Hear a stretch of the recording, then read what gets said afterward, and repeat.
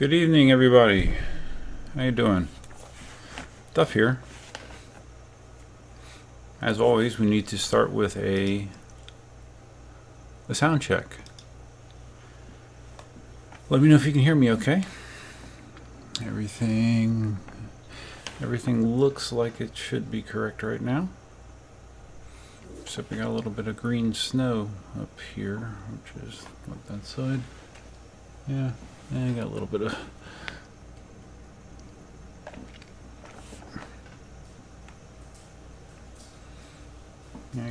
of looseness in the screen, but I think I can live with it.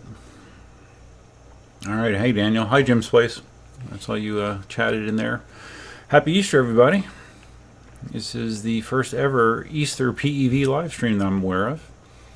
Hope everyone had a enjoyable Easter. The reason I'm in formal clothes, with formal clothes being a shirt with a collar, is Cindy, Katie, and we went out for our Easter dinner at a local sports bar. That's a restaurant / sports bar, but it was fine. Good food. I had some tasty grouper tacos. That was my Easter meal. Easter's never been a huge deal for me, but it was fine. Everybody enjoyed themselves. Heis, hey man, I know it's 2 a.m. there, or 3 a.m., whatever, in Belgium. You're crazy, man. You Belgium guys are just hardcore. No growling, please. Who's growling, Sadie or Elsa? It's okay. Elsa's growling at something, I think. Heis says it's 2 a.m. All right. So, anyways, there's been some developments in the last 2 weeks. First of all, the biggest development is when you look at my face. I'm not. You notice I'm not wearing my my dark sunglasses anymore, because luckily my Bell's palsy symptoms have gone away. Basically, the Tuesday after the last live stream, I started to notice that I had better control of my mouth. Like I was driving home from work on Tuesday, and I stopped and got coffee, and as I was drinking it, I noticed that I wasn't having to struggle as much as I was before. I wasn't having to like jam it against my face and and apply a suction like I was a vacuum cleaner. I could just drink coffee normally, and from that point things progressed kind of from the bottom of my face up. And I would say by last weekend, I was pretty much back to normal. So I feel very, very fortunate. Most cases of Bell's palsy last longer than 2 weeks, and the majority of them last in time periods of months, not days or weeks. So I feel very, very fortunate in that regard, because it wasn't a horribly debilitating thing, but it was not fun at the same time, and no one likes to look like you had a stroke. So, yeah, I'm doing good. Doing very good. I appreciate all the well wishes I got, both on the stream last time, and I've gotten various well wishes on the comments as well, on my videos that I've posted since then. So, thank you very much. I appreciate it. Grind671 says lucky Floridians are able to say they eat grouper tacos. Yes, yeah, grouper is something that you see a lot of in Florida, but not a lot elsewhere. I don't know how easy it is to get grouper like in a grocery store in Kansas, for example. That seems to be a pretty exclusively Florida kind of thing. So, okay.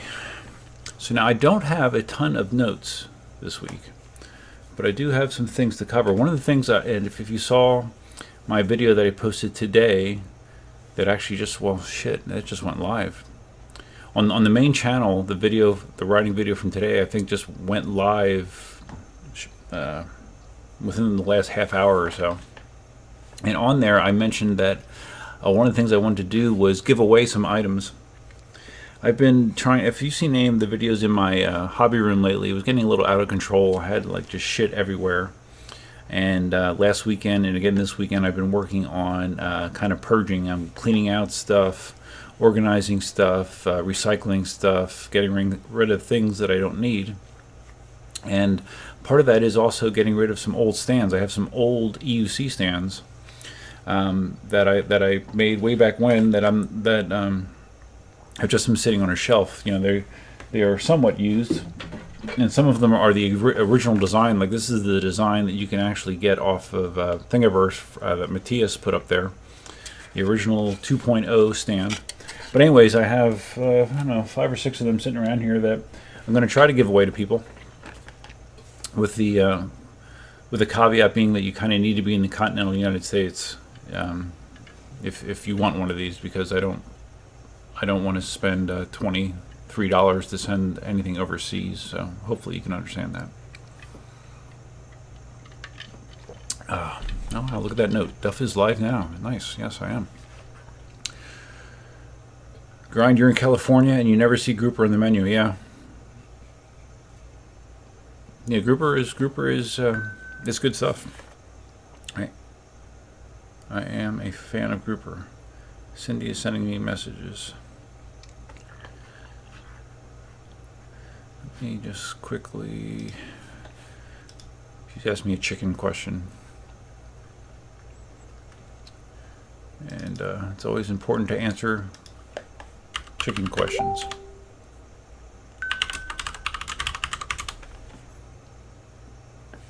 Okay. So anyways, yeah, I'm going to try to give some of those things away.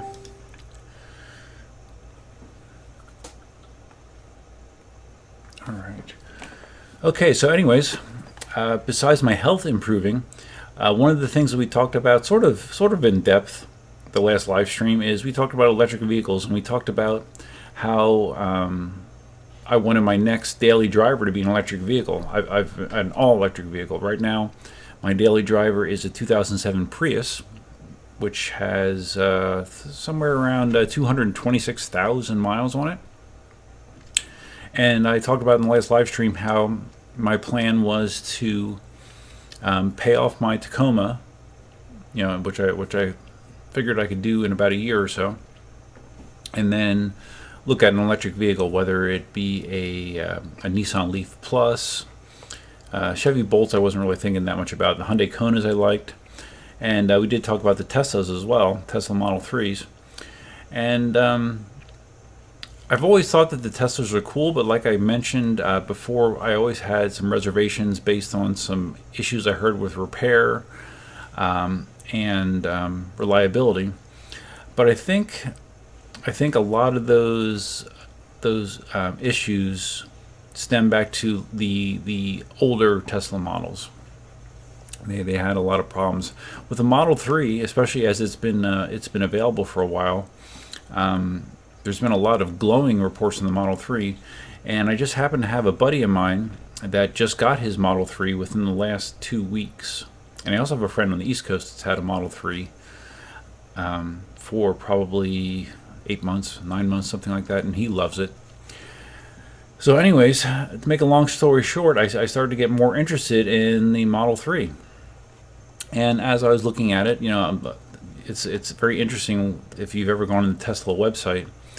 The process for buying a Tesla is almost like buying something on Amazon. It's it doesn't take long at all. There's not a lot of options on the cars. You know, basically it's color. You have 2 different wheel choice options, 2 interior color options, white or black. Actually, the biggest choice that you can make is the range, basically. With the Model 3, there's 3 currently, because they've switched this around a little bit over time. But with the Model 3, I believe there's 3 battery options. There's the Standard Plus now, which is a range of approximately 240 miles. There's the extended range model, which is 310 miles of range. And then there's the performance model, which is the same 310 miles of range, but it's all-wheel drive. It has a top speed of 160 miles an hour, and like a 0 to 60 time in the 3s, I believe. It's kind of crazy. But there really is a big premium for that extra 70 miles of range. If you want to go from the 240 mile range battery to 310, it's $10,000 more. So for the way that I envision driving, you know, it's going to basically be my commuter. I'm still going to have 2 gas vehicles in the house. I couldn't justify spending that much money for the additional range. So if you haven't figured out, and then again, if you haven't seen the video from today, I did put down a deposit yesterday actually on a Tesla Model 3, and right there's a picture of the one that I should be getting. It's that color.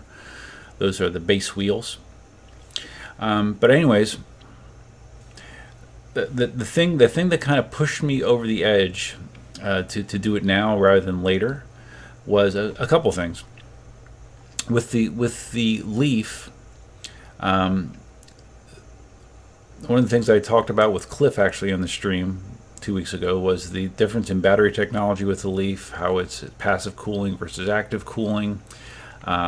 Feature-wise, the Tesla is definitely a car that was built from the ground up to be an electric vehicle.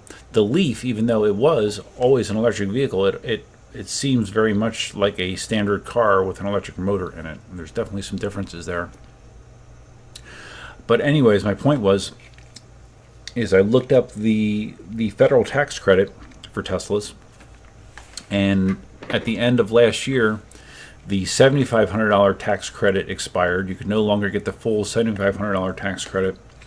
But then at the end of June, even the reduced tax credit of $3,750 would expire, and then it would get halved again for the remainder of the year, and then it goes away totally. After 2019, you get no more federal tax credit on the Tesla, just because of the number of vehicles sold. So that is the thing that kind of nudged me over the edge to take action.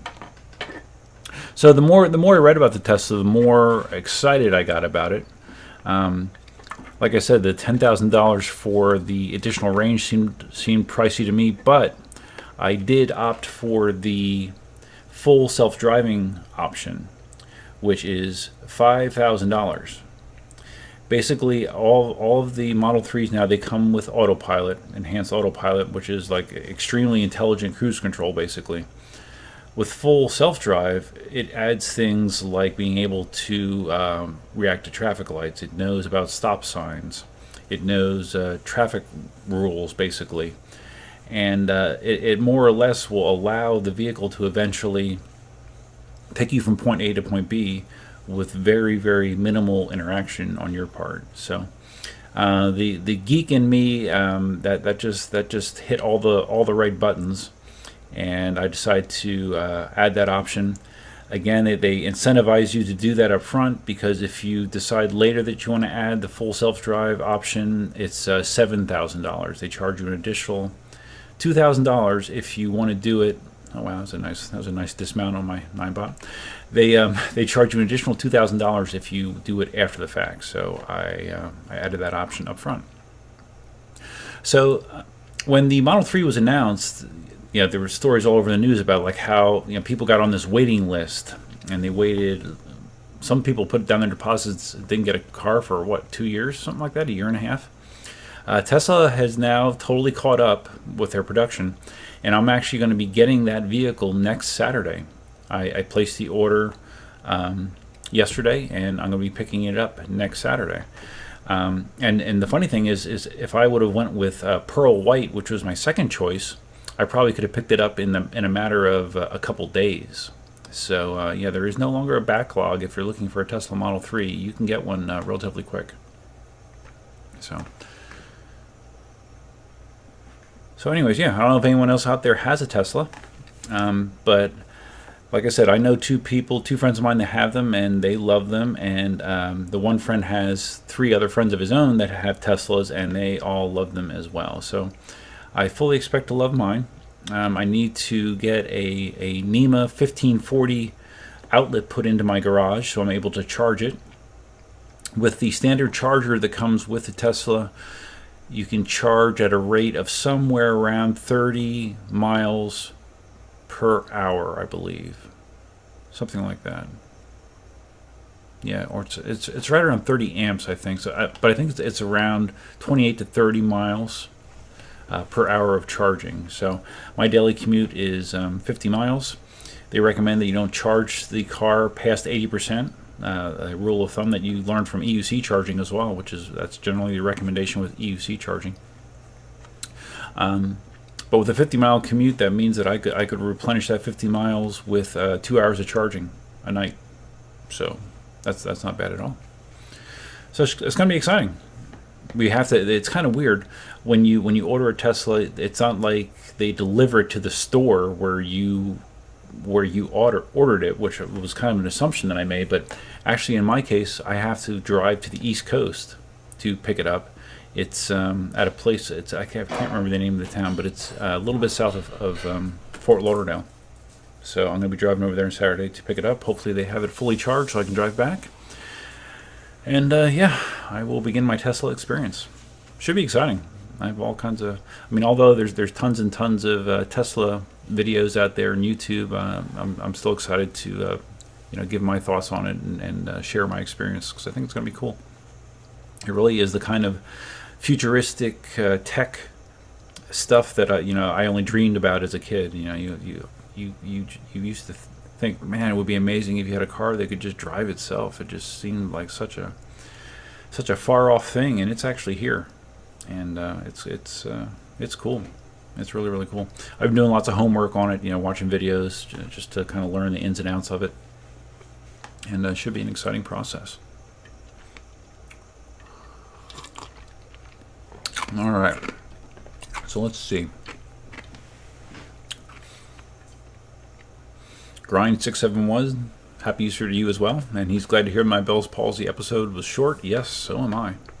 When I watched back that video from 2 weeks ago, the live stream, it's like, oh man, my whole mouth was sagging on this side, and you guys are lucky that I was wearing the sunglasses, because it definitely looked like a freak, with the one eye that didn't blink.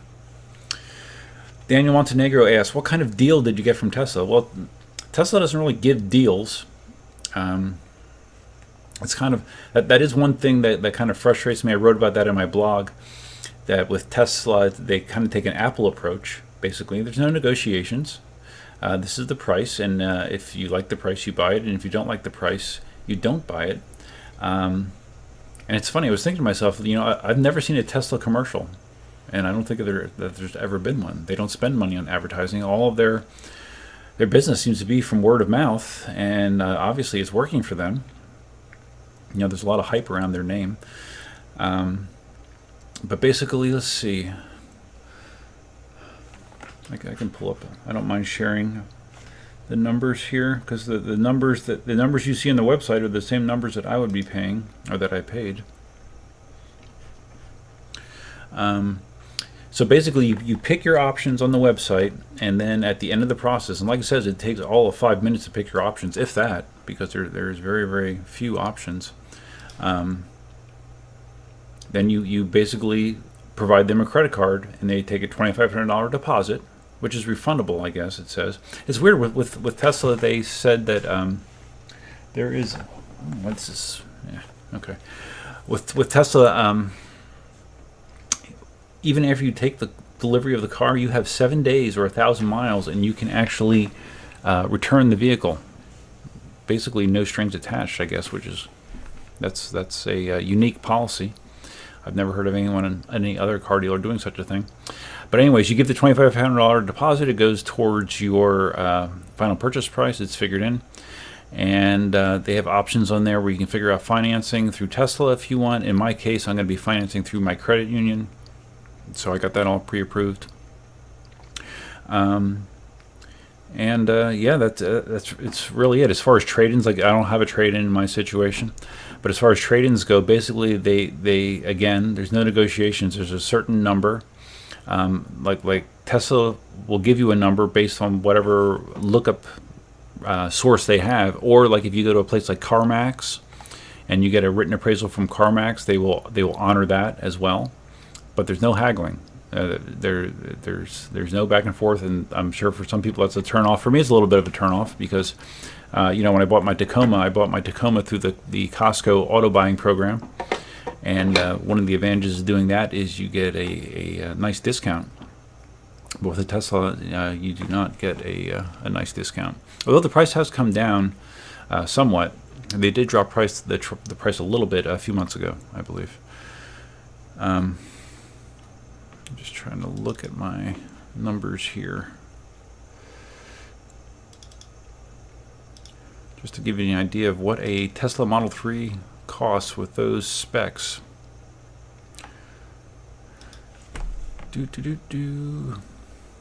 So they list the base price of Model 3 as its own line item as $35,000.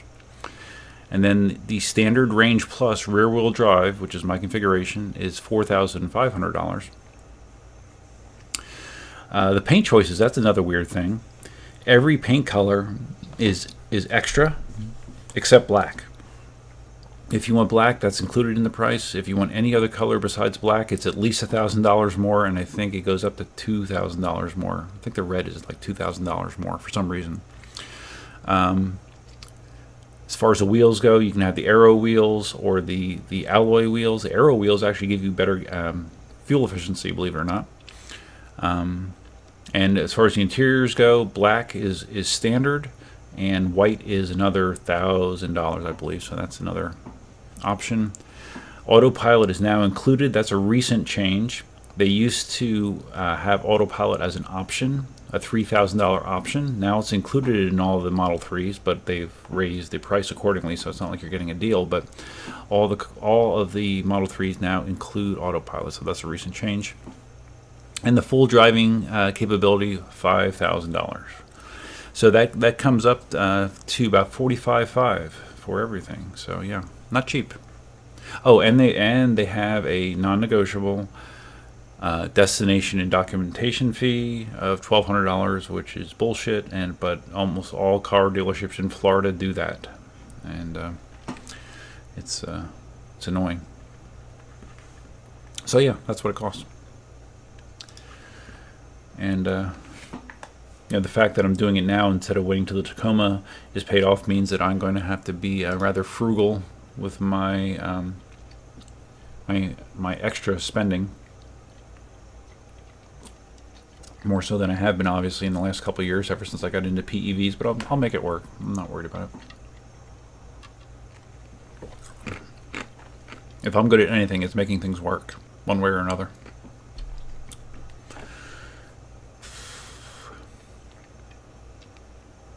All right. Cricket Hollow Shack says, "Hey Cricket, I don't remember you being in the stream before, but welcome. I sound great and I look good too. Okay, thank you very much." Cricket asked, "How about Canada?" I assume you're asking about their giveaway. I think the same thing. Shipping. I mean, if you're willing to pay the shipping, I'll send it to you. But yeah, they screw you on shipping to Canada too, which is kind of stupid.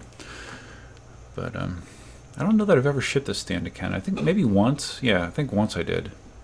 And it was surprisingly expensive.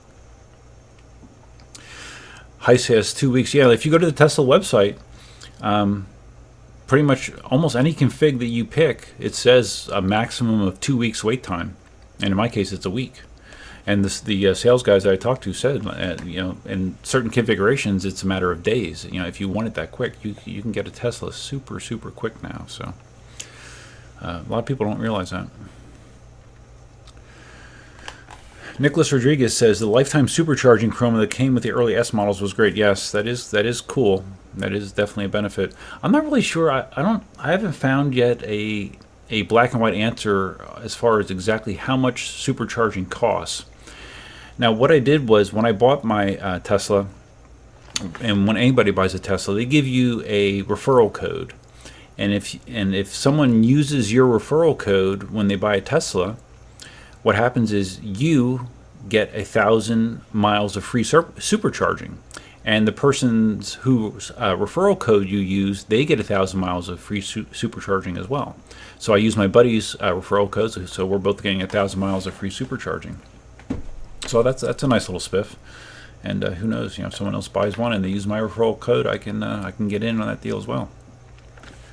But yeah, the original Teslas, they did include lifetime supercharging, and that's something they did away with at least a year ago, if not a year and a half ago.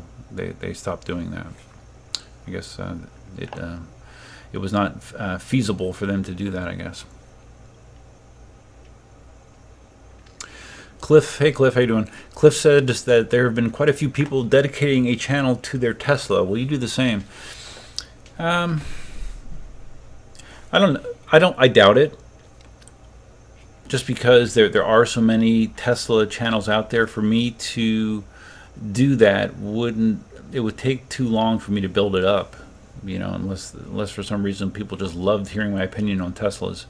But as of now, I would probably just keep it on this channel, unless something changes that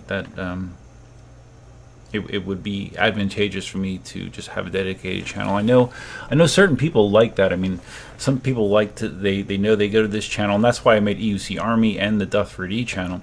That's just PEV content, and the other one's just 3D printing content.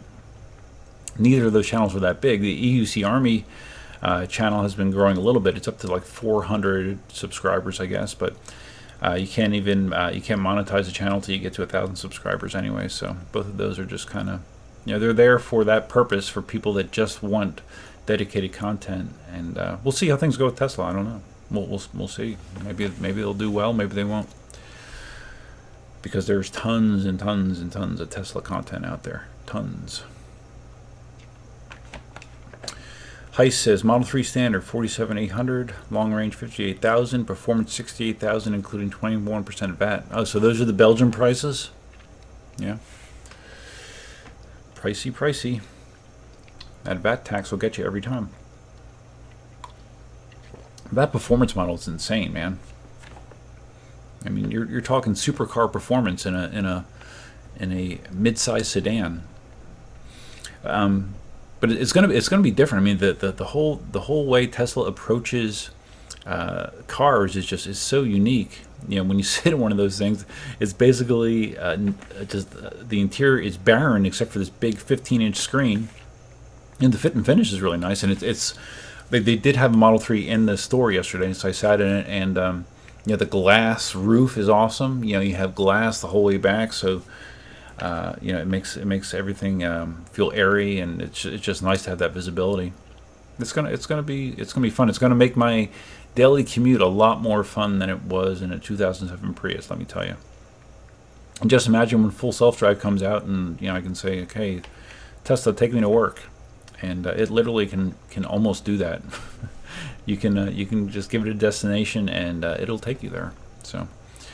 And also, there's some people that have been in a beta program for the enhanced summon routine. I don't know if you've ever seen a Tesla get summoned, but basically, say you're in a big parking lot and it's pouring down rain, you can actually have the car come to you using the summon mode, where you have an app, the Tesla app, which is very powerful, very robust, and you just basically put a push pin where you want the Tesla to come. And it will turn on, it will back out, it will avoid all obstacles, it will wait for traffic, but it will come to you. And so that's another feature that's kind of cool. The only drawback I saw was it's almost overly cautious. It seemed like if you got stuck behind a Tesla that was being summoned, you would probably get pretty frustrated, because it does not go quickly. It does not go as quick as a human would behind the wheel. So yeah, we'll see. But that's the crazy thing about having a car like this, is you literally can wake up the next morning and you have new features on your car. It can do things that it couldn't do before, and that's a mind-blowing thing to me. And I'm looking forward to that, because they're constantly perfecting things, they're constantly adding features, making things better. So that's something that you can't do with a normal car. So it's gonna be cool. Jim's Place says, I might have to cut back on those Dunkin' Donut runs to afford that Tesla. Yeah, I am going to have to be cutting back.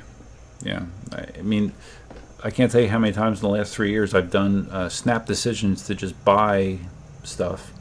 Not just electric vehicles, but just things in general. Those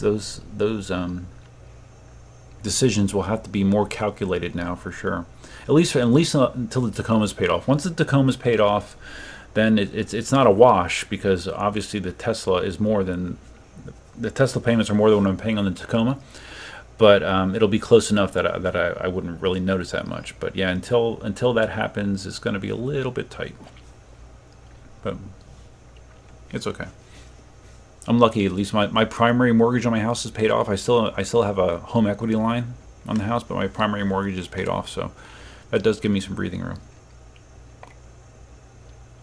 And I just dribbled water on myself.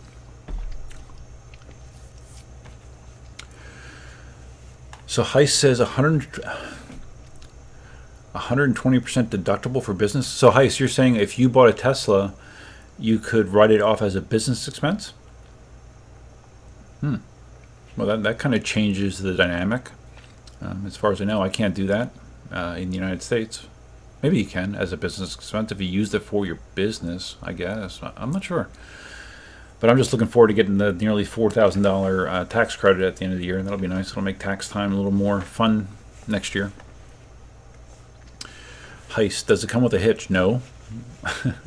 I've never seen a Tesla towing anything. It doesn't mean that it can't, but it does not come with a hitch. KMG 501. Sorry, I don't know if this is an off-topic question. No, there is no topical questions. We can bounce back and forth through anything. It's no problem.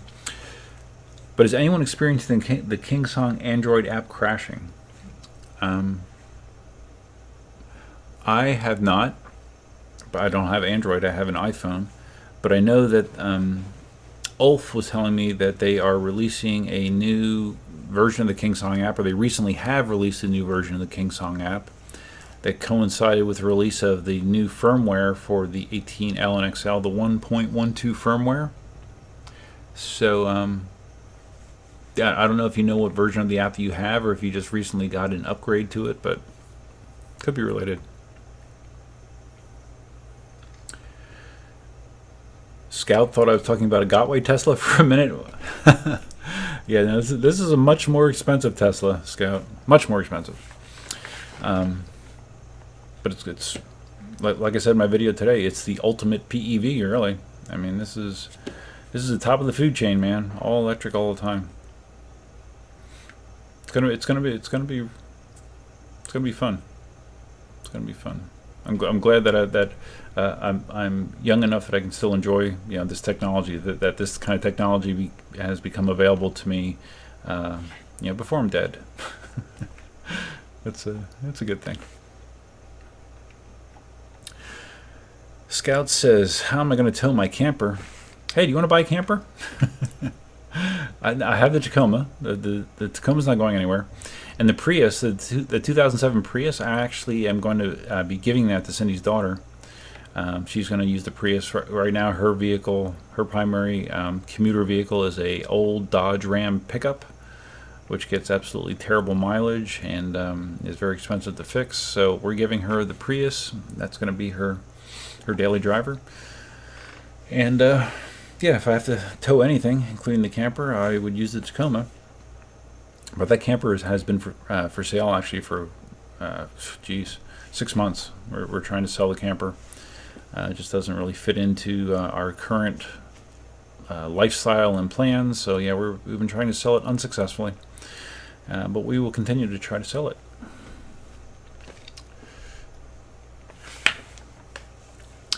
Okay, so Heis, in regards to the tax write-off for a Tesla.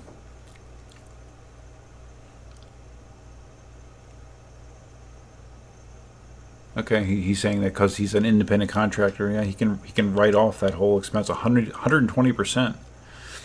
Wow. So are you thinking about getting a Tesla, Heis?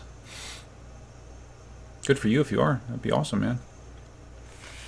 The Model X comes by default with a hitch, really? No kidding. I know the Model X is a lot of money. They had one of those at the Tesla store as well. Daniel says, am I regretting that pint purchase now? No, I'm not regretting the pint purchase. It's already paid for, so that was that was already figured into the equation. Yeah, but I need to keep getting that YouTube revenue, that YouTube revenue moving upwards. It's been weird. The YouTube revenue, because of the various YouTube problems, it went for a long time, for like a period of a year. It was not a huge upswing, but it was a constant upswing. And then all the stuff with Logan Paul hit, and PewDiePie and advertisers started bailing out, and then it dropped like a rock. And since then, it's been weird. It's been up and down, up and down, up and down. Not consistent. There's not a consistent growth pattern. Even though my the activity on my channel has consistently been going up, the view time and views and subscribers and all that kind of stuff, but the revenue has not necessarily followed that trend. So you can't really count on that, but yeah, it'd be nice if that went up. Or maybe I just need to sell a lot more EUC stands, I guess. I don't know. But like I said, I'll make it work. I'll make it work. Hey, Clay's here. What's up, Clay? Yeah, speaking of the pint purchase, I did follow up with Future Motion. If you saw the video from last week when I was riding the one wheel doing my tricks, my 180 and my jump mount and my curb jumping on the one wheel, I mentioned how it seemed like Future Motion lost my order for my pint. Excuse me, because when I went to their site and looked it up, put my order number in, it said no order found. So I actually called them the next day, Monday I guess it was, and said, hey, what's going on? Not only do I not see my order for the replacement bumpers for the one wheel, I ordered the correct bumper set for the one wheel XR. I don't see my order for the pint on the lookup site. And the guy on the phone said that with accessory orders, those, for whatever, I don't know why, but those do not show up on the website if you try to look up your order number. But he said that my order, it should have been processed and shipped out immediately, and it was not. So he triggered that process. And then my pint order all of a sudden showed up on the website. He looked it up and it was there, and then I double checked and looked and it was there now. So I don't know what's going on with Future Motion and their website, but he did confirm that my pint has a ship date of May 27th. So in theory, I don't know when Memorial Day is, but maybe I'll have it by Memorial. I shipped from California, so I don't know that I'll have it by Memorial Day weekend because I don't know when Memorial Day is this year. Let me see.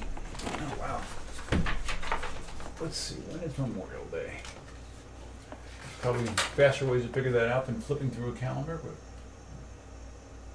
oh yeah, Memorial Day is the 27th. So I will not have it by Memorial Day weekend. I'll have it probably the week after that. So the pint is coming, but the pint might be the last PEV that I buy in 2019. There's good. That would be a sensible decision, probably on my part. Not that I always make sensible decisions, but yeah, probably would be a good idea.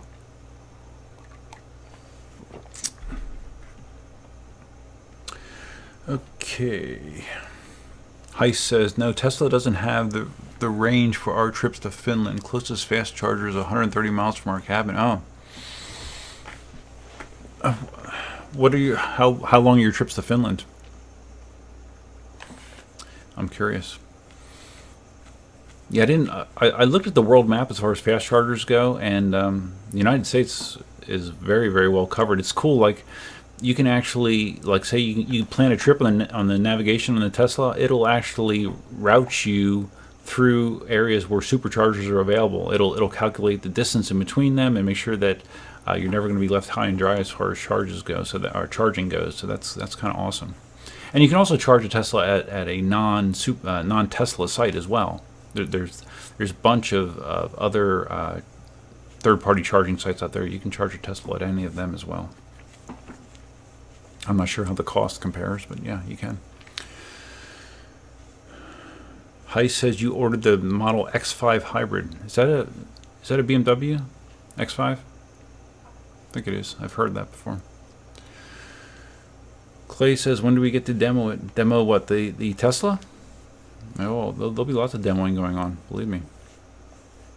Starting next week. It's great. I'll have the Tesla just in time for Avengers Endgame. Not that there's any correlation between the two, but yeah, it'd be cool to go to the movies in the Tesla.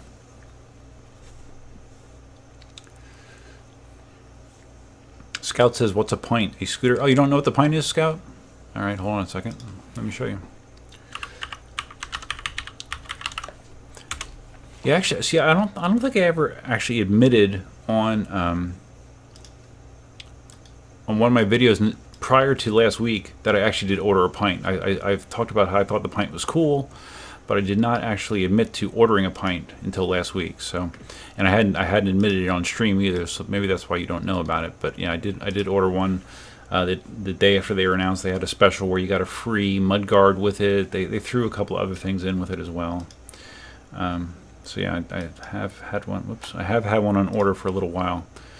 Let's see if we can get this up here.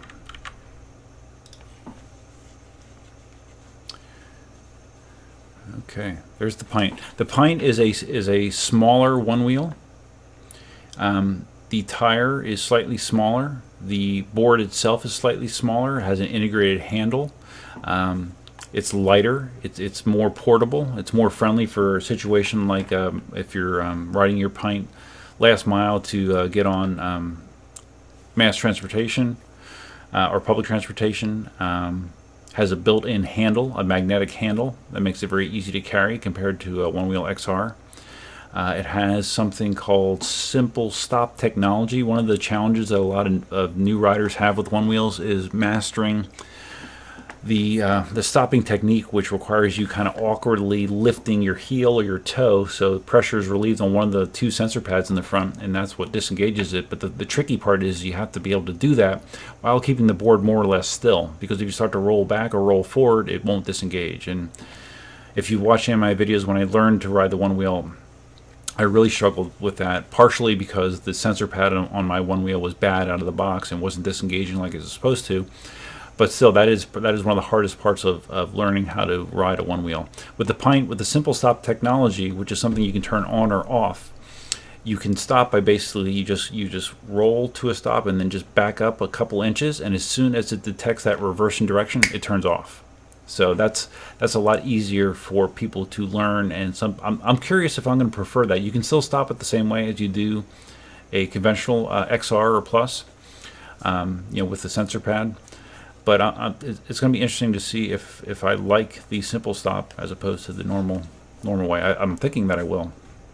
Another thing the Pint has is it has a LED light on the top of the board, which it indicates foot pressure on the pads, but also a battery indicator, which on the XR and Plus is very, very clunky. The only indication you get a battery, if you don't have the app on, is there's a little LED light around the power button that flashes at different speeds based on how much battery life you have left. So that's not exactly a great solution. Hi, honey. Sadie's here. Hi, Sadie. What's up? Sadie is here. Sadie is our dog for my second marriage. And my ex-wife and I, we still kind of share custody with Sadie. So like we get Sadie for weekends, every couple weeks, something like that. And Elsa loves her. So yes, Sadie's a very good girl, aren't you? Yes, you're a good girl. She just likes to be close. What's up, Elsa? Elsa. Okay, Elsa's making noises. So anyways, yeah, there's the pint. Go ahead, you can get under there. And and you know what? I totally whiffed on the biggest feature on the pint is the price. That actually, how stupid of me to forget that. But the price is $950, $949, $950. So it's under $1,000. That was always a huge barrier to a lot of people. Was the price of the one wheel XR, which is a great device. But it's like $1,800, so it's a lot of money. The Pint has similar range to the old One Wheel Plus, which is no longer available, of 6 to 8 miles, compared to the XR, which is like 18 to 20, depending on terrain and rider weight and conditions. So it's significantly less range, but I wouldn't be surprised if there weren't third-party options to increase range like they've done with the Plus.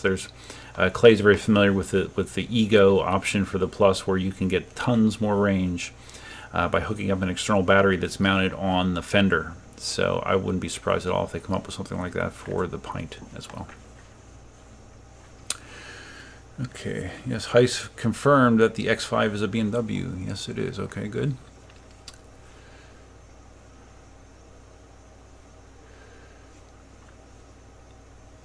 Yeah, Heiss talked about the battery. They reserve battery on. I guess you're talking about the Tesla. How it reserves 50% battery for cabin heating. Luckily, I don't have to worry much about heating down here in Florida. Although I do have to worry about cooling. I'm not sure if air conditioning in the Tesla uses as much as heat. Probably not. But yeah, definitely will need AC. Heiss asks, now I hear this question a lot. Well, I hear this question a lot between the one wheel and the EUC. So of all your PEVs you have, what do you prefer to ride? And my answer is always the same. It depends. As far as fun, for me, overall fun, I think I enjoy riding the one wheel more than anything. That being said, when you want range, speed, versatility, convenience, an EUC crushes a one wheel. It's way faster. It can handle more terrain. It's more versatile. It's more rugged. Well, I wouldn't. Maybe not more rugged, but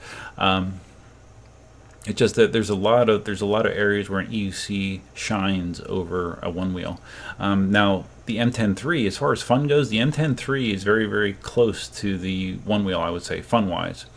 But the M10-3 isn't that practical in other aspects. You know, I wouldn't want to be doing a lot of long range commuting on a M10-3. You know, it only has a 10-inch tire, so.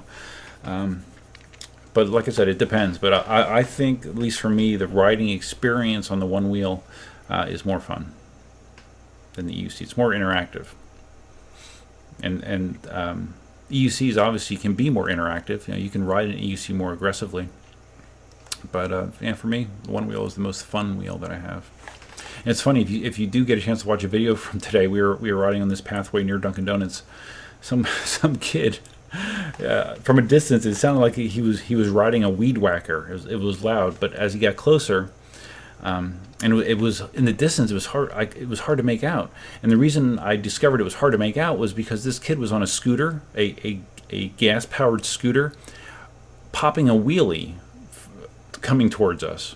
Now, luckily, he put the wheelie down, probably maybe 15 yards from reaching us. But yeah, he was riding a wheelie all that time. And I commented on the video like, yeah, this is exactly the kind of thing that's gonna get people pissed about any kind of vehicle being on those paths. You know, when you got kids doing wheelies on their gas scooters, you know, near people. It was just one of those moments.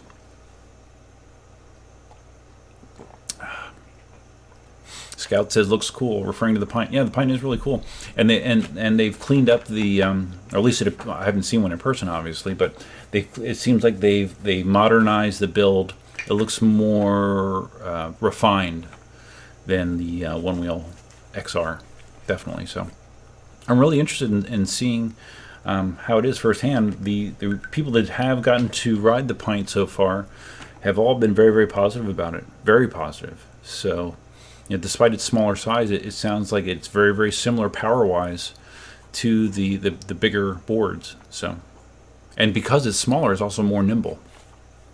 You know, so should be fun. Daniel Montenegro says, will you be making a Dunkin' Donuts range test drive with your new Tesla? I was wondering if it has the range. Yeah, yes, I will. A lot. And like I said, I will do this once I am able to do it. I want to be able to get in the Tesla and say, Tesla, take me to Dunkin' Donuts. And I'm just going to sit there like this, you know, and just go to Dunkin' Donuts. Now, autopilot, I don't know if this is going to change when you have full self-drive, but autopilot has a feature where, well, it's not a feature, it's a safety feature where it does require you to touch the wheel. It needs to detect pressure on the wheel periodically. I think it's like if you don't touch the wheel in 30 seconds, it'll start flashing at you and say, put your hand on the wheel. If you continue to ignore it, eventually it'll actually just stop the car and say, you know, you're screwed. And it'll actually disable autopilot for a period of time. Like, okay, well, you're not going to listen to the safety warning, so you can't use autopilot for I don't know how long, but yeah. So you do need to actually make contact with the steering wheel periodically. I don't know if it's going to be the same with full self-drive, when that's available or not. I actually saw a video where someone... They got around the requirement to touch the steering wheel by taking an orange and jamming it into the steering wheel. You know, there's like a corner, and they jammed the orange into the steering wheel to simulate hand pressure. I don't know if it still works, but it did work in that video. So, but I don't need to do that. I'm fine touching the wheel, and of course I'm going to pay attention. I'm not going to be like I saw a video of someone in traffic in like New York City or something. The guy's passed out asleep behind the wheel of his Tesla while the car's driving in traffic. So yeah, I don't think I would ever do that, but it is possible. Oh wait, I guess I can start this again, huh? There we go.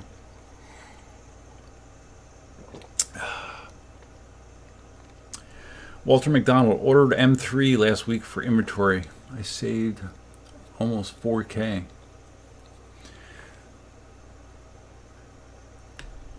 Oh, you got a Walter? You got a Model 3, and you saved almost 4K. How did they discount the price? Yeah, because I didn't see. I mean, like I said, if I would have went with white, they had them in Florida. They had white ones in Florida. But I saw no savings in doing so. The price was still the price, at least for me. So if you saved 4K, good for you, man.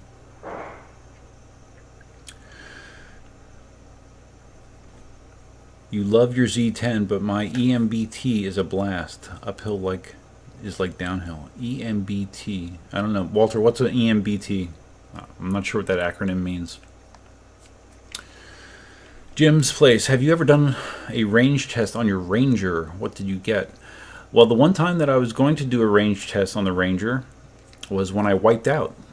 When I was riding to Dunkin' Donuts and I hit a piece of angle steel or iron in the road and crushed myself into the bike lane on a Mockley Road. And that was the intent. I was hoping to try to do a range test. I did get back on the board and I did ride it to Dunkin' Donuts, which is 10 miles, and I was showing 2 of 5 bars, I think, battery-wise. So I don't think I would have made it 20 miles. I've never heard of anyone getting 20 miles in a Ranger. But I really need to do that again because now I have the new remote, the enhanced backfire remote that has the LCD display that gives you very, very specific odometer readings and precise battery level, which you don't get with the normal remote. So I really need to do that again. I should try to do it again. I'll put it on my list. I want to take the Ranger to Dunkin' Donuts. I just need to have Cindy around to pick me up when it runs out of battery because there's no way I'm going to get 20 miles. And also I want to do the Dunkin' Donuts ride again on my M Super V3, which I haven't done in a while, to see where the battery is on that. Now that it's 2.5 years old, coming up on 3 years old, something like that. I need to see what kind of range I can get out of that thing still, because I do want to sell it.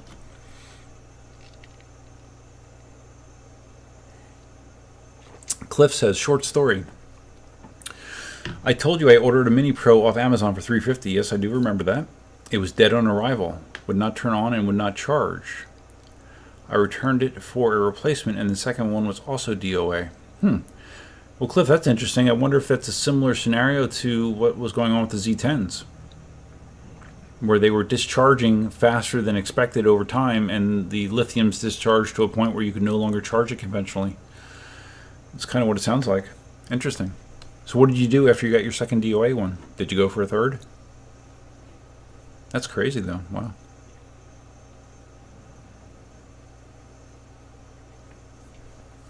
Heist says you can do like the guy that got caught a few months ago, just sleep. Yeah, like I said, I've seen videos, more than one video of people that look like they were asleep in their Teslas. Scout, yes, Scout, I talked about that at the beginning of the stream. My palsy has cleared up. It in total, I would say it was 2 weeks total. The symptoms are all but gone. The Tuesday after the last stream, I started to improve. I noticed that my mouth was acting better, and then by the end of that week, my eye and my forehead was back to normal. So yeah, I consider myself very, very lucky. I'm not sure if immediately getting on the steroids, on the prednisone, helped or not, but I'm just glad it's gone, man, because it was a pain.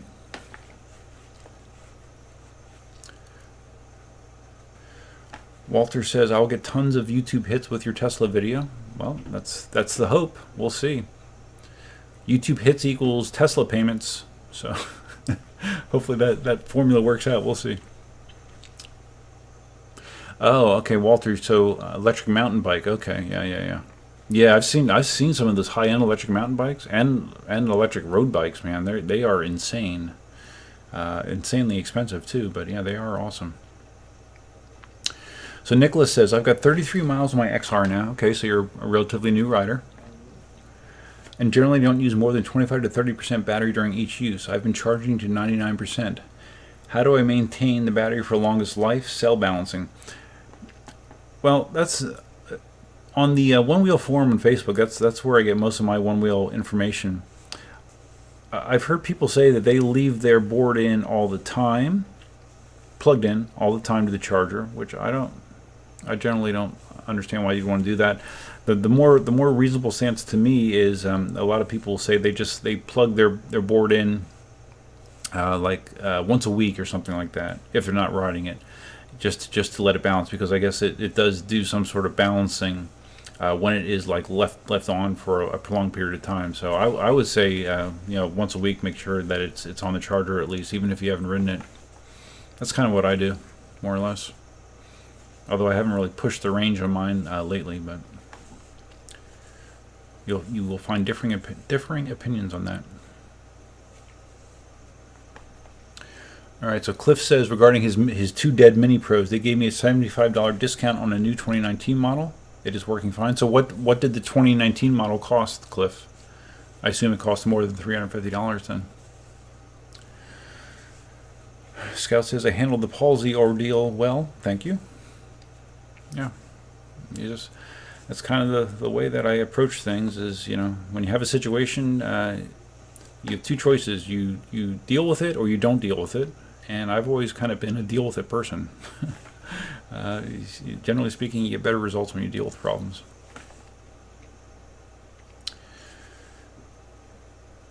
Heiss says, as far as Cliff's problem, that you can revive the batteries with a programmable charger like a cycle satiator. Yeah, I assume you could, but again, I can understand Cliff's position with a brand new thing. I don't want to have to do that, so I would probably try to send it back as well. So I'm glad, but I'm glad you got a working Mini Pro. I had to actually take mine. Cindy was going to ride her Mini Pro today. I had to take it apart because the one wheel was rubbing on the fender. She has the Monster Mini Pro with the big tires, and when you stood behind it, you could see that the wheel was actually kind of tipped in a little bit. And I put it on the table, and those big screws that hold the axle in place were kind of loose. So I guess it was letting the wheel tilt. I didn't think they would come loose, but it did. So it was easy enough to fix. But yeah, the Mini Pros, especially the original ones, the screws do come loose on those quite a bit.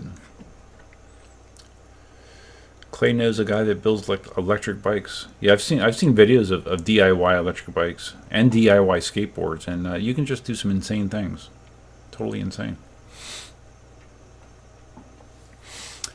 Scout says, store battery at about 50% between rides when possible. I assume you're referring to the one wheel? Don't leave it fully charged for long periods of time or it will kill your battery. Scout, are you talking about the one wheel, or what are you referring to? Because with the one wheel, the charger doesn't have the ability to go to a certain percentage. Although I thought I read something about in the app you could make it. I don't know if I read about that or someone just asked about that as a request, that you, like, if you had the app up while the one wheel was charging, that you could have it give you a warning when the wheel got to 80%, for example. That then you could pull the plug. Otherwise, it's not a programmable charger, so it would be kind of a pain in the ass for that to be a manual process. But I guess if you wanted to do it, you could do it. I don't take as much care with battery, the charge level on my lithiums as I probably should. My wheels, they come with chargers. When I ride them, I throw them on the charger until it goes green and I take it off, which means it's charging to 100%, which isn't ideal, I guess. But if I'm being honest, for the most part, that's usually what I am doing. With the one exception being my scooters, because I do have the program, well, with my Dualtron scooter, because I have that programmable charger from eWheels where I can set it to 80%, and it's easy to do.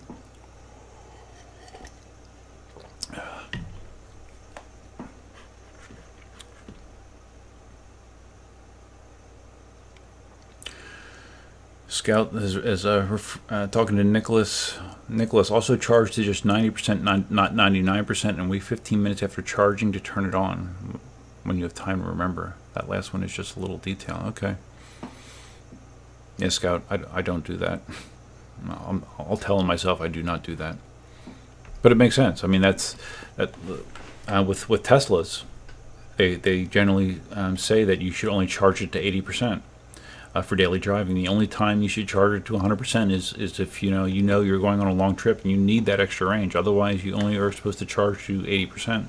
And I think they recommend that you try to not go below 20%. It's not the end of the world if you do, but for maximum battery life, that is what they recommend.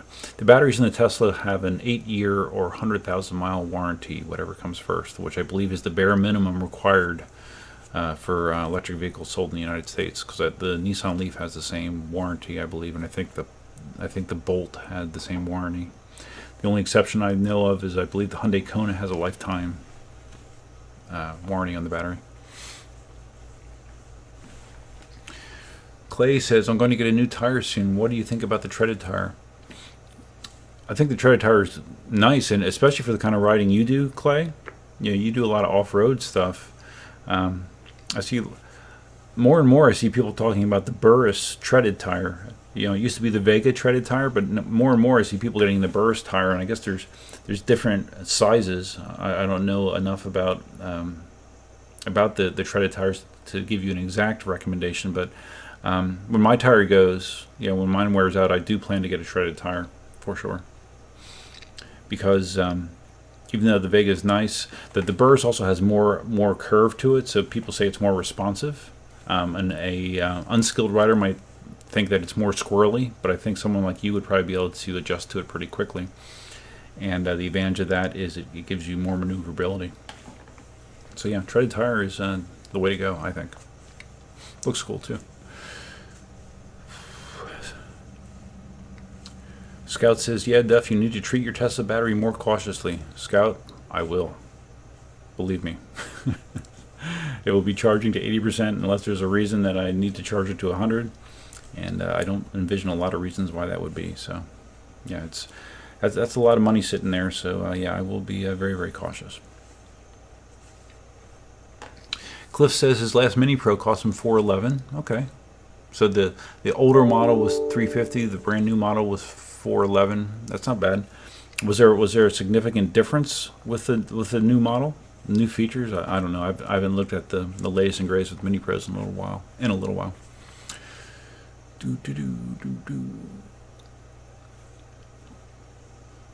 All right, Scout's giving us more battery advice. Scout knows more about one-wheel batteries than I do.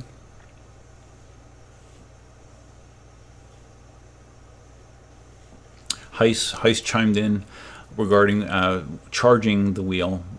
Wait after using it 5 to 10 minutes before connecting the charger. Allows the charge in the cells to even out. Yeah, I do that. I never, any of my devices, I never come in from riding and throw them right on the charger. I always let them cool down and stabilize. And avoid fast charging. That's something that we've talked about before, Heist.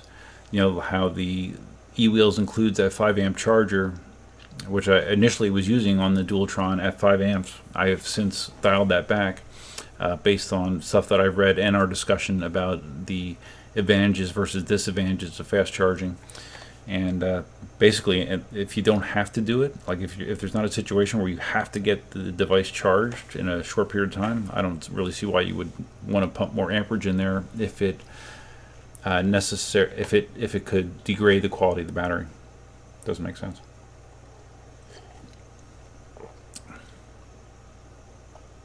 Scout says, so when you won't be using your Tesla for a week or two, try to store Tesla 50% battery.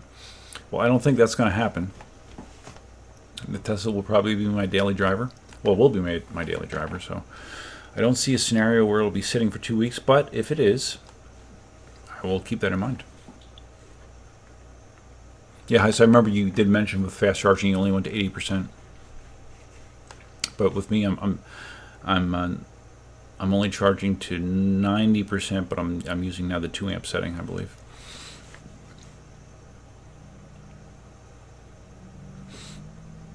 Cliff says, one nice feature on the Tesla car is that you can program it for what rate you want it to charge at. Yeah, there's all kinds of options there. I'm going to be, my plan is to use the included charger and have an electrician install a NEMA 1540 plug in my garage. So that should give me plenty of charging for what I need. Alright guys, so now it's funny, I said that I don't have a lot of notes, and I don't, but you guys just keep me talking about other things we're over an hour into the broadcast so far. So I did have a couple of things I want to talk about.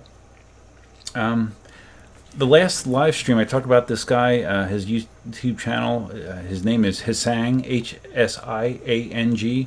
He's the guy that was talking about the Z10 and how Segway doesn't plan to make any more electric unicycles after the Z line. And he did another video regarding this where he backs that up and says it again. And he said, quote, that Ninebot has halted future development of the electric unicycle. So it's a pretty bold statement. I'm not sure exactly how true it is, but he is sticking by his guns that Ninebot does not plan to invest in further development of future electric unicycles, which I find surprising, but in some ways I guess I could understand it. In that same video, he talks about the original electric unicycle patent holder was a company named Inventus, which I knew nothing about. It was kind of interesting. He went into some detail about the background of it, and the bottom line is basically KingSong and Gotway, when they're selling wheels in the United States, it's based on U.S. patent law. It's technically illegal for them to be selling wheels in the United States because they do not have permission from the original patent holder, Inventus. And I guess this all tied into the Ninebot Segway story as well, because I guess Ninebot or Segway tried to work out some sort of deal with Inventus. No, Solo Wheel did. Yes, Solo Wheel tried to work out, Inmotion / Solo Wheel, tried to work out some sort of deal with Inventus, and that turned into a huge cluster. That just, you really should watch the video. I will try to put this video link in the show notes if you're interested in it. But I thought it was very interesting hearing about the origination of the electric unicycle and the patents involved with it. So it's kind of interesting. But it's a shame that the Z10 is the last of the electric unicycles that Ninebot makes. But also, if they would plan to support it as poorly as they have the Z series, then maybe it is a good thing, because the support on the Z10 appears to be pretty dreadful.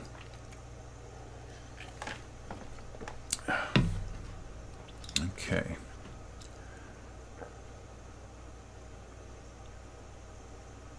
Walter says Cindy won't give the Tesla back if she tries it. She will love it. Yes, Cindy's excited about the Tesla, but she also has some reservations about it, like the whole autopilot / self-drive thing. She doesn't trust. She's kind of nervous about that, but she loves the car. And actually, we were originally going to get the pearl white because Cindy's favorite color is pearl white. But then when we got in the dealership, they had a Model S that was in that gray color. And she's like, oh, well, I like the white, but I really like this gray. And because I actually like the gray more myself. But I was going to get the white because that was, I like the white as well, but it's also Cindy's favorite color. But yeah, she liked the gray more, and so we went with the gray. Scout says, shame about the Z series. Maybe they overextended themselves with a revolutionary design. Well, it seems to me, Scout, it's actually more about scooters, and they're selling way more scooters than they are electric unicycles. They're making a lot more money on scooters than they are electric unicycles, so it seems like that's where they're putting their focus. But it's funny, like I've talked about on a couple episodes about scooters and people getting arrested for riding scooters in different countries and different areas. That they're not supposed to be. They're not supposed to be riding. Hold on a second. I'm gonna get this. And this ties into a story that I read regarding another crackdown on electric vehicles in the UK. I guess, I'm not sure what, if anything specifically brought this on.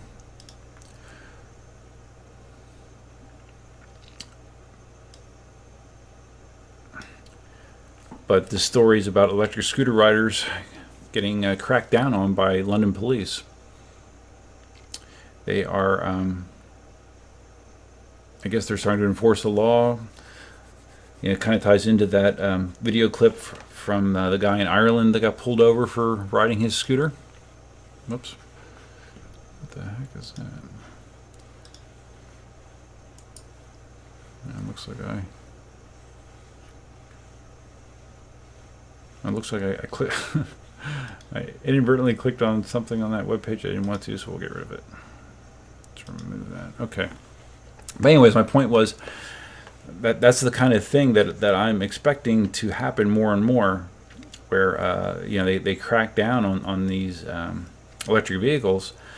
Hopefully it's not the case, but it just seems like there's always stories about, you know, people getting hurt, people being careless with them, people throwing scooters around, being a public hazard. You know, people on gas scooters doing wheelies down paths, you know, towards other people. Yeah, I think that kind of behavior is going to really bite us in the ass. And I'm hoping that kind of enforcement does not come to the United States. But I would not be surprised if it does eventually. Would not be surprised.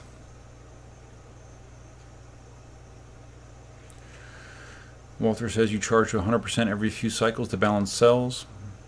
Yeah, Walter, my advice I got regarding charging my Dualtron was to go to 90%, 9 out of every 10 charges.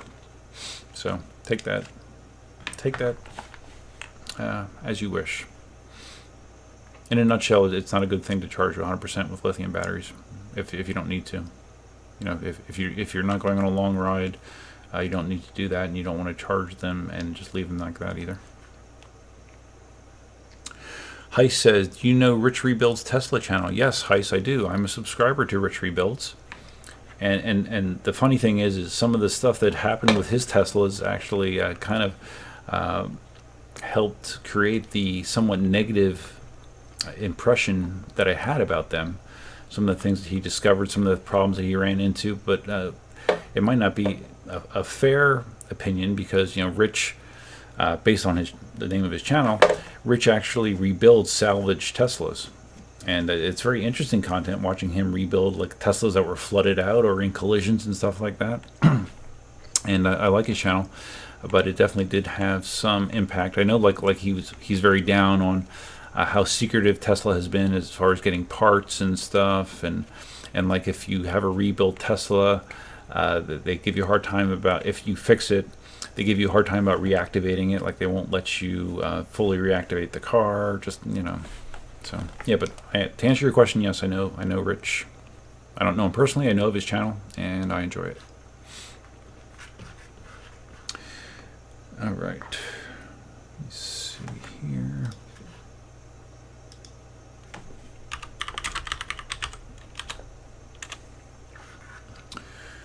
Okay, just bringing up my notes here again. Close that.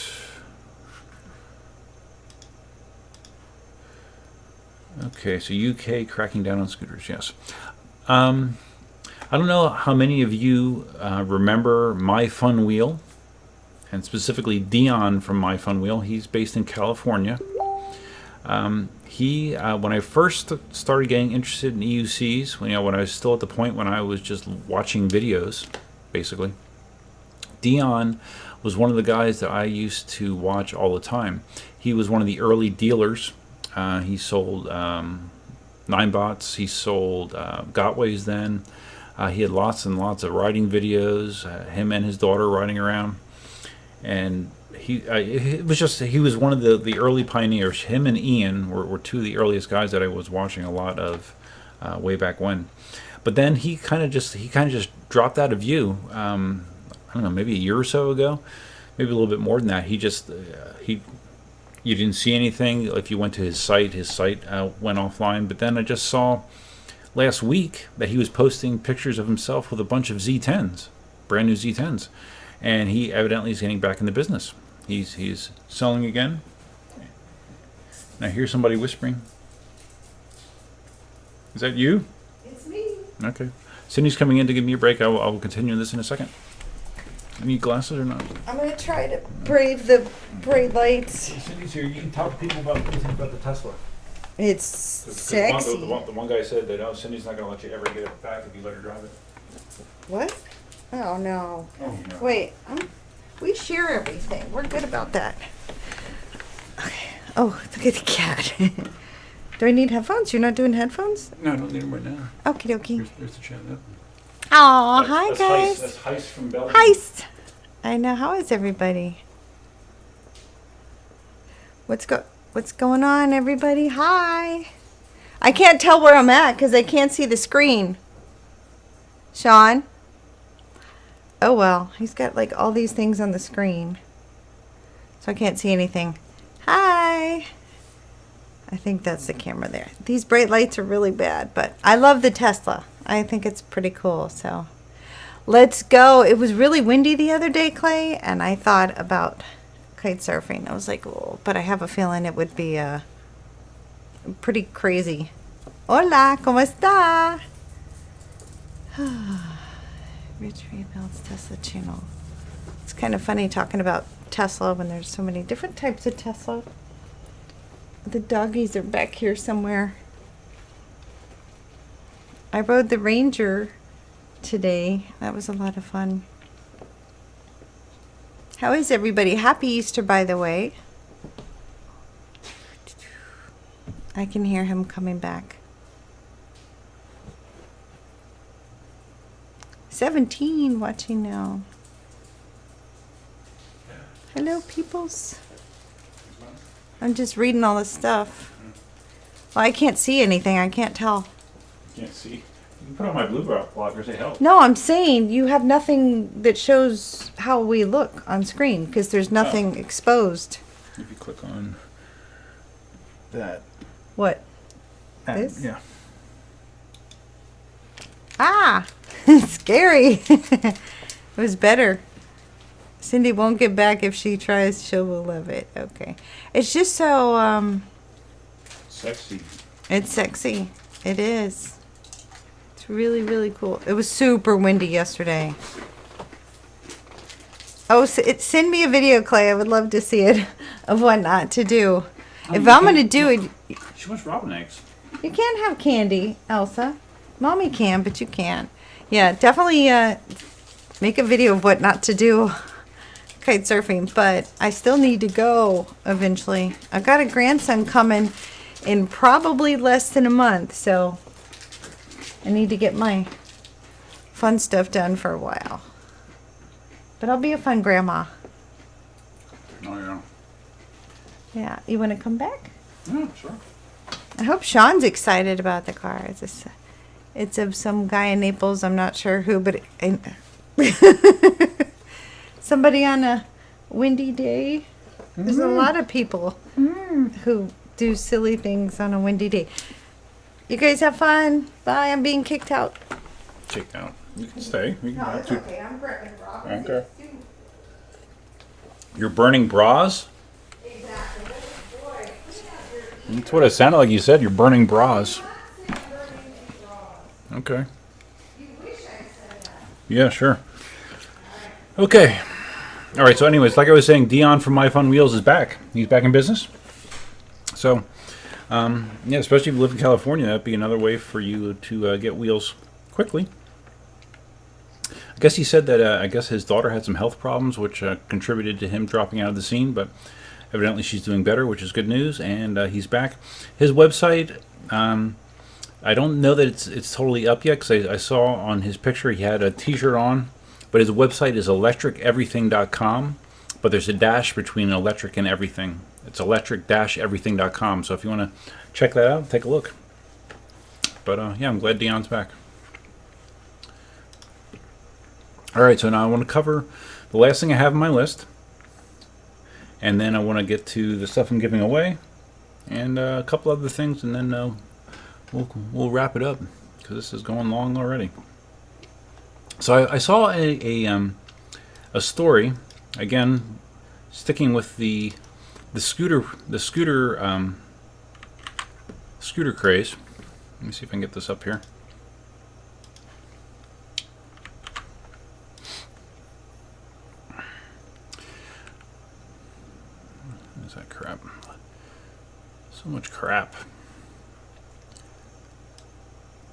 electric scooters may not be around for long. And this is basically a video. The video gives you more information than the actual story itself, but the video talks about the business model for companies like Lime and Bird, and how these scooters, they're losing money. They're not. These scooters are not lasting nearly long enough to break even. It said in the story that in order to break even with the cost of the scooters, based on their average use by riders, that the average scooter life needs to be about 5 months just to break even. 5 months. But in reality, so far, the average scooter life has been 29 days. That gives you an idea of how abused these things are. So they need them to be 5 months, and they last on average about a month. So you can run those numbers. It's kind of a black hole right now, but for whatever reason, people are throwing money at these companies. There's all these people pumping millions and millions of dollars into Lime and Bird, thinking that eventually it's going to be this cash cow, and I don't really know how it's going to be. The video talks about, I guess, the companies are trying to now buy higher quality scooters, more durable scooters, but the gotcha is better quality scooters obviously cost more money, so now they need to, that break-even point needs to even be longer than 5 months. So it's going to be interesting to see where it goes. But if you read this story, you're not going to. I don't think you're going to be investing in Bird or Lime anytime soon. It just does not seem like a long-term successful business model. At least based on what this company's saying, or what this story is saying.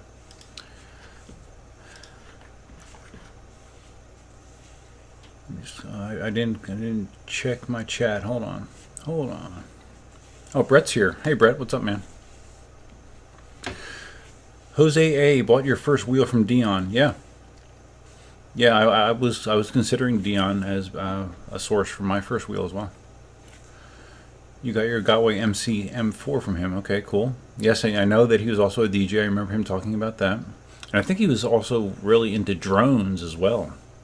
I don't remember if he sold drones or if it was just a hobby, but I think he was really big into drones as well. Jose loves Teslas overall. He gets a lot of criticism, unfortunately. Yes, Elon Musk gets a lot of criticism. Some of it is definitely warranted, but I don't think there's anyone that can dispute his motivation and drive and creativity, and just his desire to make the world a better place is pretty incredible to me. Despite his is this a word, eccentricities? Is that a word? I don't know. He's definitely eccentric, but he's kind of like a mad genius, I think. Heist asked, did we pick chocolate eggs too for Easter? No, we just had regular eggs, unfortunately, for Easter. Scout got his MCM3 after watching Dion's videos. Yes, I think a lot of people watch Dion's videos.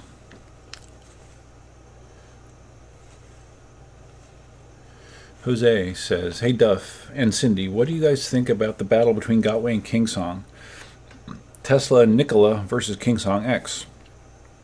I think preferably if someone said, okay, here Duff, you can have one of these two wheels for free. You can have a Nikola or you can have a 16X. I would take a 16X personally. After owning an 18L for a pretty long period of time now, and previously owning 4 different Gotway wheels, I appreciate the additional quality that I get from the KingSong wheel. I think the Nikola is cool. I think the Nikola is powerful. I think visually it's neat with its full LED ring light along the side. I think it makes for a very nice visual. I don't like how fat it is, and I just it's going to take a lot for me to ever trust the Gotway build quality to the level that I do the KingSong. So, and to be honest, I actually kind of like the way the 16X looks more than the Nikola, just personally. So, but it's good. It's good to have competition. I mean, they're pushing each other, obviously. I think I think KingSong has made Gotway work on their quality, work on their visuals, making their wheels look more modern. I think Gotway has made KingSong work more in their performance. So it's good. I mean, competition is good.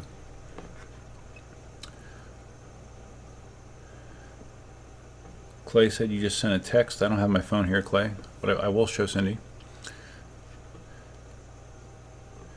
Brett says, sorry I was late. You're out on the Meepo KT. Okay, it's no problem. I haven't ridden my Meepo Kicktail in a little while. I need to get out on it. I have not gotten to ride it lately, but I will.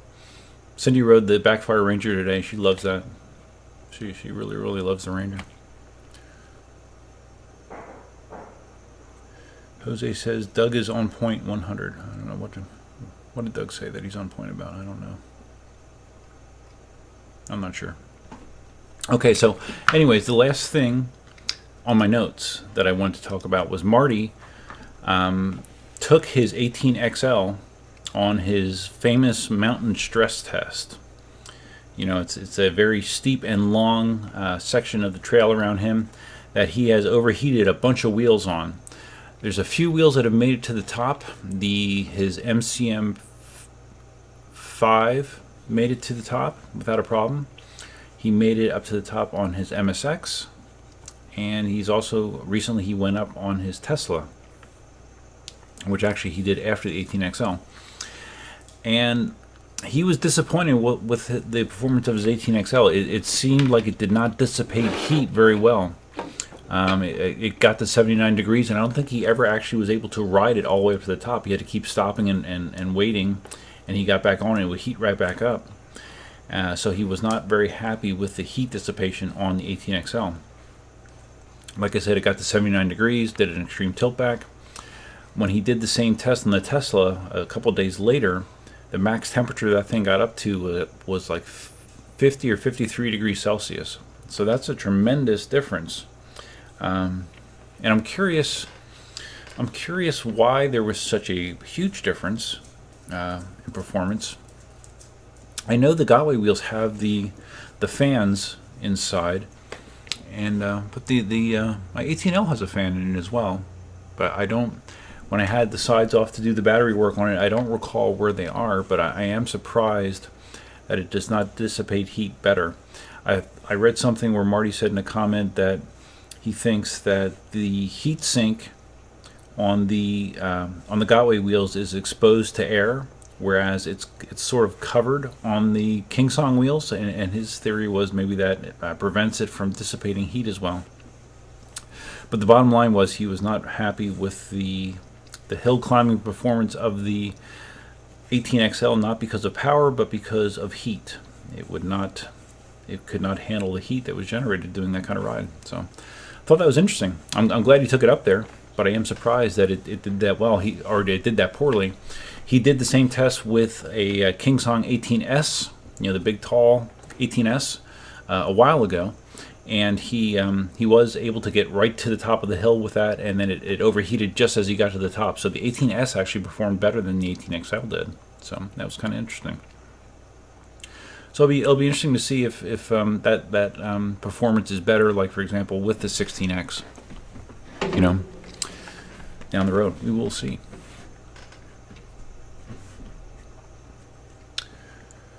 Brett says you're thinking of getting an Evolve Carbon all-terrain. Really? Sounds like you're thinking about spending some major money then. Like, what makes you like that as opposed to like a LaCroix board? Something like that. I don't know what an Evolve Carbon all-terrain costs, but I know they are very expensive.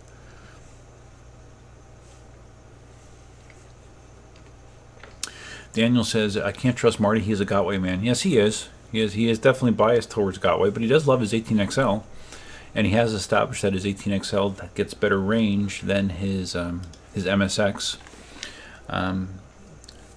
But definitely in this test, the 18XL did come up short. There is no doubt about it. You could sense his frustration. Heist says, my green screen's coming through. Yeah, I know. Yeah, up in that corner. I think it's a little loose, or I got the angle screwy or something. I know it's coming through a little bit. but I'm not worried about it right now. I'm not worried about it. It's been like that actually from the get-go. Maybe you didn't notice it, but yeah, it's been like that from the get-go. Brett says KingSongs have thicker cases and the board lays flat where all the heat is building up at the top. Yeah, that is true. Yeah, on all the Gotway wheels, the board is on the side. On the KingSongs, I know in the 18L when I had it apart, the board is up top, right underneath the handle. Very similar to what Gotway does. Actually, well, Gotway does do that with the M10-3, and I think the MCM5 might be the same design. I think that might be a horizontal board as well up top. Brett says, good America service and large battery. I assume you're talking about the Evolve. Yeah, no, they're great boards. They're great boards. I think LaCroix is LaCroix, probably is how you say it. Isn't that based in? Is that based in Canada? I think it is. Pretty sure. Walter says, congrats on the Tesla. Enjoy. Thank you, Walter. I appreciate it. With us speaking about the KingSong, the 18XL, I did want to mention that I had been working quite a while on coming up with 3D printed options for the KingSong. And I originally got started on this project. Matthias helped me. I took some pictures when I actually had the 18XL demo unit still. I took pictures of that mudguard because I wanted to base it on the 18XL mudguard because I thought it was a nicer design than the original 18L mudguard that was just like a flap that almost looked like a male genitalia. But it did work, but I just didn't really like the way it looked. So anyways, based on that, I came up with this design, which it's white. It might be a little washed out here. If I get closer, farther, I don't know. This is similar to the 18XL mudguard. There is one difference, and what I did was I increased this side area here because the 18XL only has side coverage down to about here. So what was happening was you would get a lot of side splash, like if you were doing a lot of wet riding, going through deeper puddles, you get side splash and you get a lot of water on you on the side. And increasing the length of the side area cuts down on that. There's a video I posted where I dumped the 18XL in a pan of water, and you can kind of see that nothing came up at all. So this is based on that. This is a hard PLA version, which is pretty rugged. Not only is it thick, but unlike a lot of the other 3D mudguards I used to see that were snap-on fits, and a snap-on fit is convenient, but unfortunately it's very easy to break those snaps. With this, it uses the two screw holes, so it's on there securely, and this is very thick, but it's not long and spindly, so it would take a pretty good shot to break this. But for those of you that want something that's unbreakable, I did the same design here in flexible TPU, and TPU is more or less rubber. You can do whatever you want to it. You cannot break this. So I do have this rubberish design for the 18XL, and I just dropped that on my keyboard. But then as I was posting these designs on various Facebook groups, someone said to me, "Man, it'd be cool if you'd be able to use the mudguard as a kickstand for the 18XL," which isn't something I really thought about. But when they mentioned that, I'm like, okay, well, you're right. That would be cool. So what I did is I modified this design, the original design, and I added these little bump outs on either side. So now it looks a little bit like a barbell, and unfortunately it's white, so it's getting washed out. Here's a black one. I don't know if that... Okay, yeah, that shows up better. Oh, wow. What is that? Huh. That's interesting. You hold it black up and it washes out the green screen. I wonder why that is. That's weird. I'm not a chroma key expert to know why that is, but yeah, that washes out the green screen. But anyways, what this allows you to do is you get the same mudguard experience. Actually, you get better side splash protection because these bump outs actually help block side water as well. But when you lay it down, you got a kickstand. And I originally made these bump outs a little more narrow, about half this width, but then I came up with this design that's a little wider because it gives you more protection from it getting tipped over. So I just printed a couple of these in black, and I have a few in white. But then someone took it a step further and said, well, I like my stock mudguard, my KingSong mudguard, whether it's the genitalia one or the 18XL one, but I still would like a kickstand. Well, the cool thing about the 18L and XL is on the front you have the same identical 2 holes that are used for the mudguard in the back. So they said, well, could you come up with something that we can mount on the front? So I have a kickstand in the front and I have my regular mudguard in the back. And the answer was yes. So I basically just took this design, chopped it, has the same part of it, and you just put this on the front of the wheel, and you got your kickstand. And again, I have this in white as well, and black. And I'm just going to be doing white and black. You know, they go with everything color-wise. So I do have these in the store now. So if you're interested in trying them out, let me know. But yeah, I appreciate Matthias giving me help getting started. But I've been working on this stuff off and on for months and months, just messing around with it. I've had it on my wheel, these various designs on my wheel, and they seem to be working pretty well. There's a video on my channel I posted last week where I attached various mudguards and just to demonstrate what they look like, how they work, and yeah, I've sent a couple out. I haven't gotten a lot of feedback yet. I'm waiting to get more feedback on them, but at least in my testing, they seem to work pretty well. And I need to pay for those Tesla payments, so.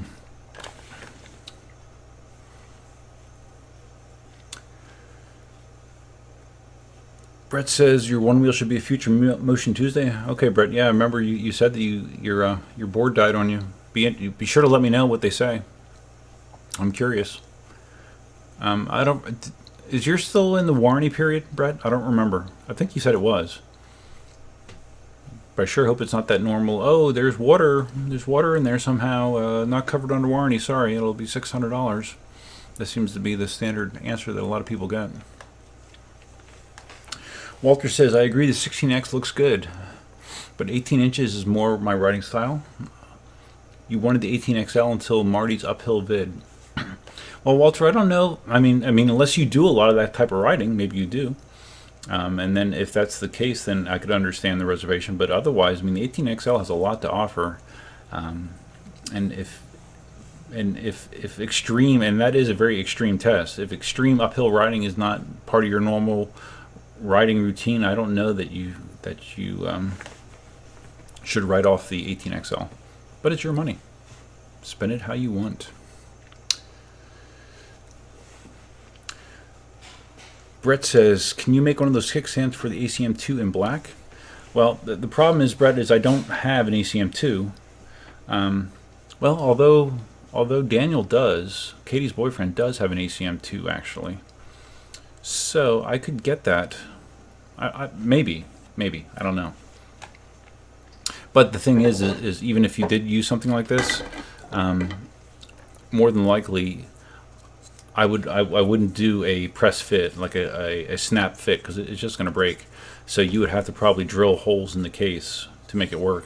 But it's if I can get my hands on his ACM2, I can kind of see how this fits. You know, it might be workable. I don't know. I don't know what the lip of the ACM2 looks like, but so my answer is maybe. We shall see.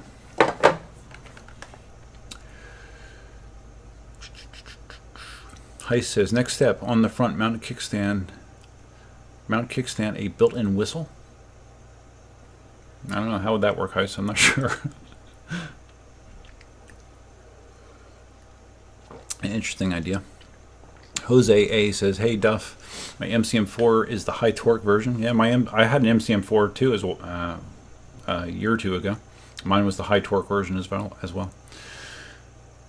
It's slow, but it's a torque monster. I think the MCM5 is just that, but they had never said it. I don't know. Marty loves his MCM5. I think the MCM5, is it a 1500 watt motor in an MCM5? It has an incredibly strong motor for a 14-inch wheel. And as far as Marty's opinion goes, it's the best hill climbing wheel he has, the MCM5. I've never ridden one though. Clay says, I think it's the reflection of light messing up your screen. So maybe if I point that light down a little, is that any better? No.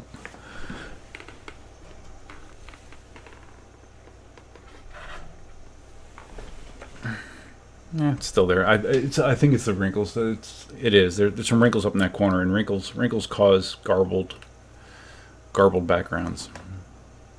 I guess I just don't have it tight enough.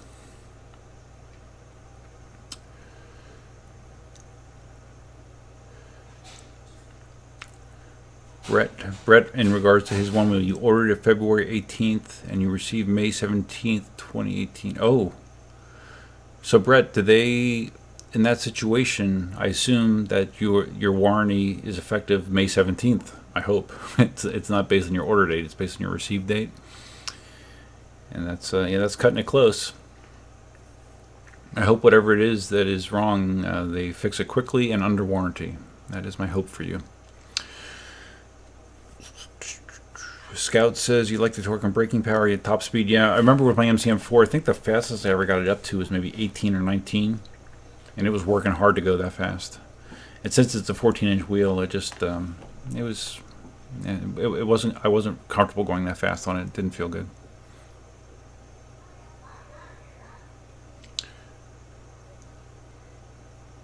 Oh, Heist says, okay, so Heist is talking about, so it continually whistles while you ride to announce your presence in traffic. Just kidding.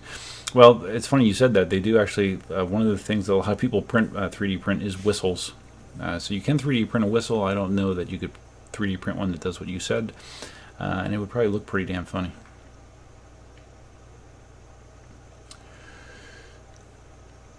Yes, MCM5 is a completely different level from MCM4. Yes, I agree, Scout.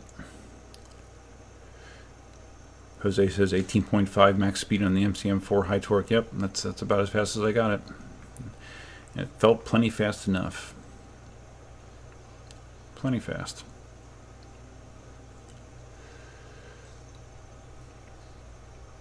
Brett says we will see in regards to his one-wheel repair, but I guarantee you there is no water in that sucker. Good. Yeah, yeah, I hope it works out for you. I'm sure it's a bummer not having your one wheel though.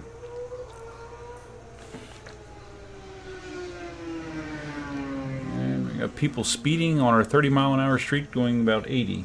I love that. All right, guys. So, like I said, I want to give away this stuff that I have, but there is no easy way for me to do this cleanly. So what I'm going to do is I'm going to show you the stuff that I have. Okay, the stands that I have. Like I said, I have 1, 2, 3, 4, 5. I have 5 of them here. Like I said, some of these are old. Some of these are like prints that were imperfect. You know, the stand still works, but it just doesn't look that pretty. But it's effective.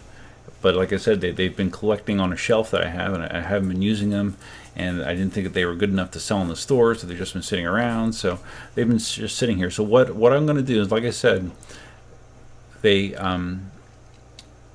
I want to ship them out for free. I don't want you to have to pay anything, but you have to be in the United States for that to be the case. If you're overseas, you would have to pay for the shipping. And just to give you an idea, it seems like shipping, the cheapest shipping that I can find to the EU is like $24 to ship anything, just even a single stand, over to the EU. So it's not very price effective. But if you're in the United States, I'll ship it for free. I'm not going to ship it priority mail like I do store orders. I'll ship it whatever the cheapest rate is that I can find. But I will ship it for free. But basically, what I'm going to do is I'm going to show the different stands, and then if you're interested in any of them, what I want you to do is just send an email to duff@eucarmy.com, and then put your name, address, and give me the stands that you're interested in, like maybe first, second, and third choice. And basically what I'm going to do is I'm going to, with email, obviously there'll be a timestamp, so I can do it on first come, first serve.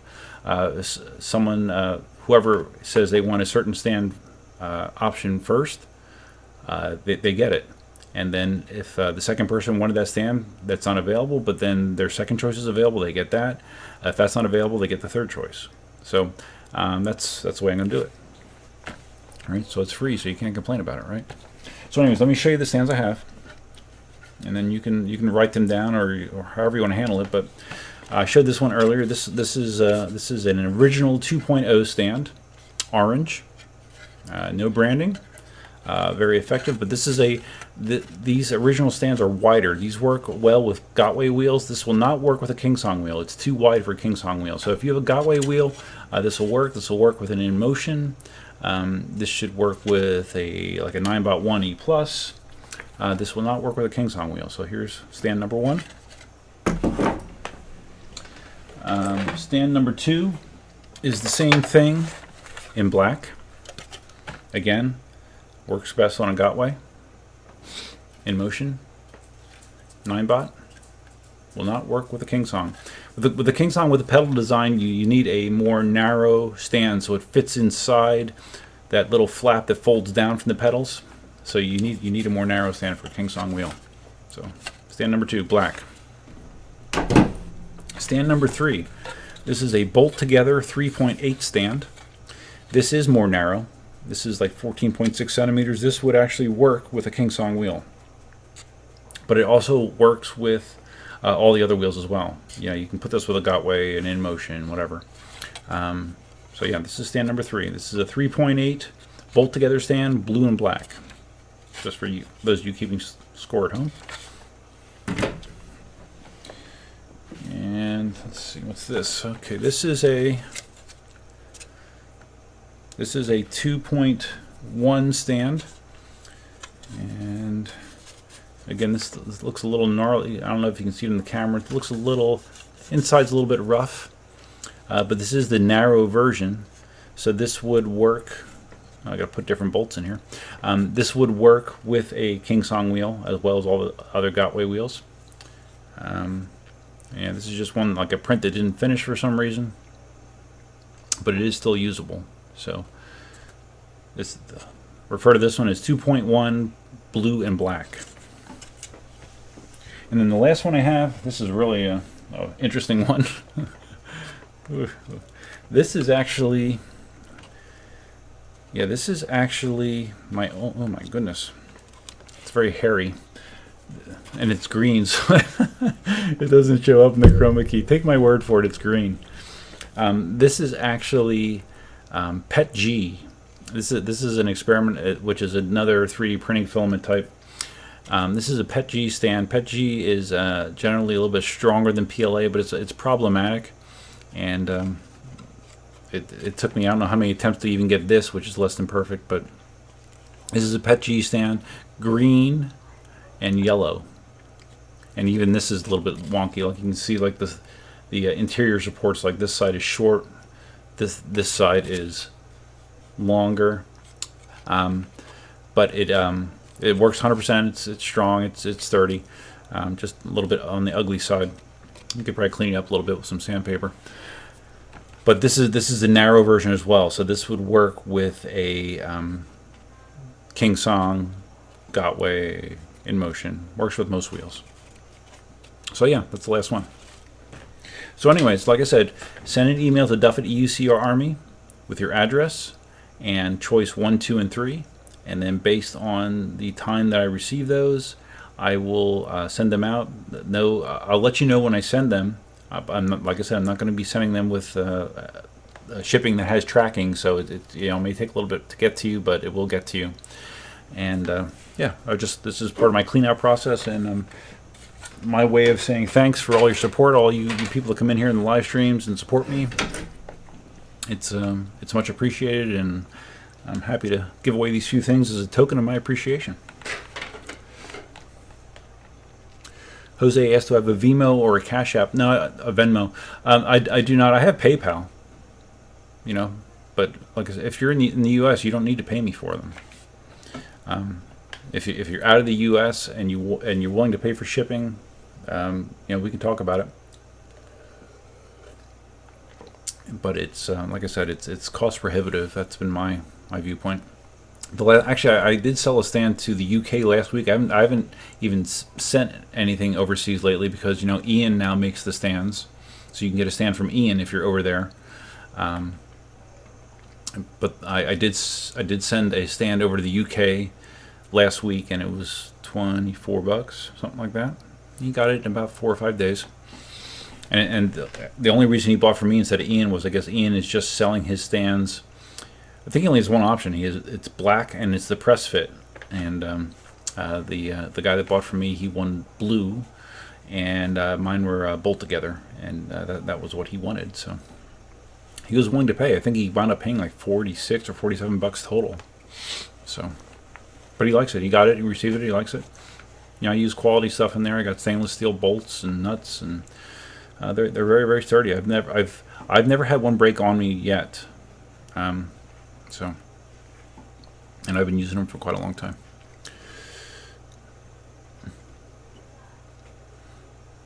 Heist, yeah, you can give me your friend's address, whatever. Yeah, just give me the address and preference of stand, and I will do my best. Jose says, be careful on your 14-inch wheel on high-speed roads. A fast truck can suck you under or suck you out in front of other traffic and back of the large truck. Yes, Scott. Well, it is definitely true. The smaller wheels are definitely more squirrely at speed and more susceptible to crosswind. Definitely. That's one of the reasons I like my Monster for open road cruising, because that thing is that is planted to the road. I mean, it takes like hurricane force winds to move that thing. It's very, very stable at speed. Scout says, Jose, watch Chooch check video of the MCM5. It's crazy. When did Chooch have an MCM5? Is this something new? I've never seen him on an MCM5 unless he got one recently. And Jose, no, don't worry about the shipping. It's fine. Like I said, I'm not going to ship it priority mail. Like when I ship priority mail, like some people bitch about the cost of shipping on the stands. It's like I charge you exactly what I pay priority mail. But actually sometimes I actually spend more than that if I have to send it in a box. But it's like $7.55 is the cost to send something in a padded envelope priority mail. And then you get tracking and all that kind of stuff and fast delivery. But yeah, for this, I mean, if you want to pay for a priority mail, that's fine. You can do that if you want it quicker. But otherwise, I'll pay for it. You know, if you want to go the priority mail route, just put that in the email, and you could just PayPal me the amount or whatever. That's fine.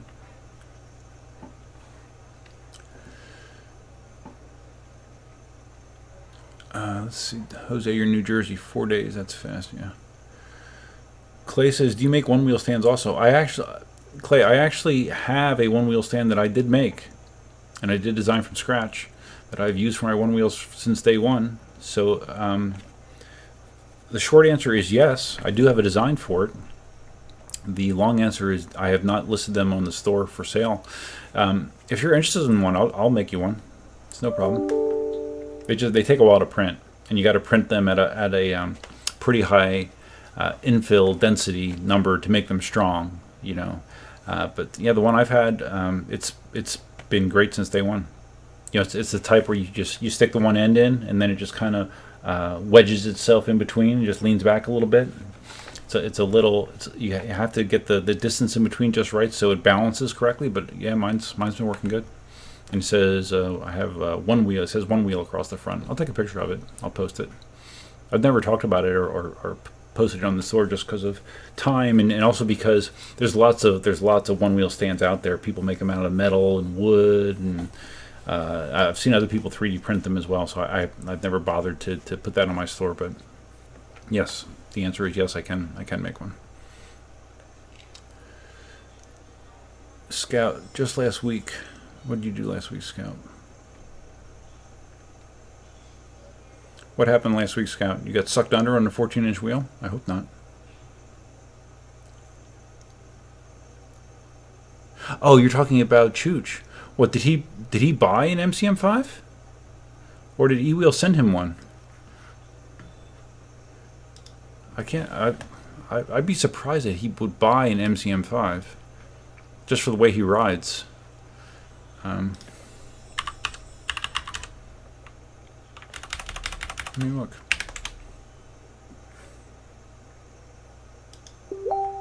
I'm just hopping on his channel real quick to take a look here. Gotway MCM5, the mountain climber. Okay.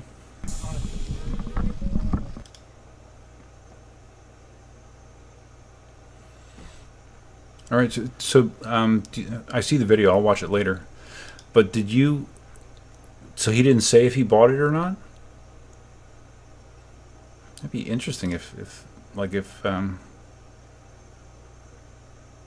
eWheels, if Jason sent him that. That'd be something if he did. No, I'm almost done.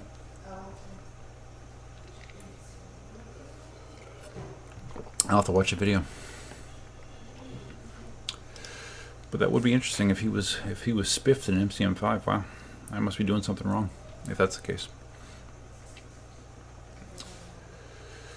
Clay says you use a crate to hold your one wheel. I'm not surprised, Clay, but that does work. I've seen people use all kinds of creative things to hold their one wheel.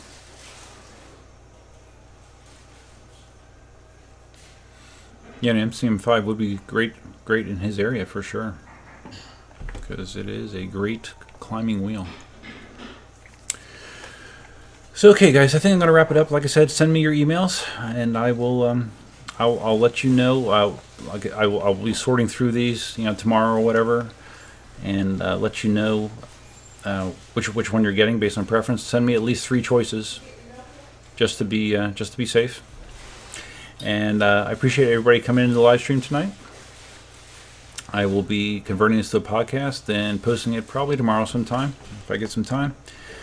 And as of now, we will still be doing our live. Well, so, you know what? Let me make sure. Are we going to be doing it? 28th, 5th, May 5th. Is there anything going on May 5th? Let me just make sure. I don't think so. Okay, yeah, no, I don't have anything scheduled for May 5th. So, yeah, it looks like the next live stream will be May 5th, 8 p.m. Eastern. And, yep, you're welcome, Jose. No problem. So, yeah, we'll see you guys then. And I'll have my Tesla by then, too. So, yeah, there's going to be some Tesla content out there. So, be sure to look for it. And I will be talking to you again soon. That's all I have for you for now. Until next time. Duffman out.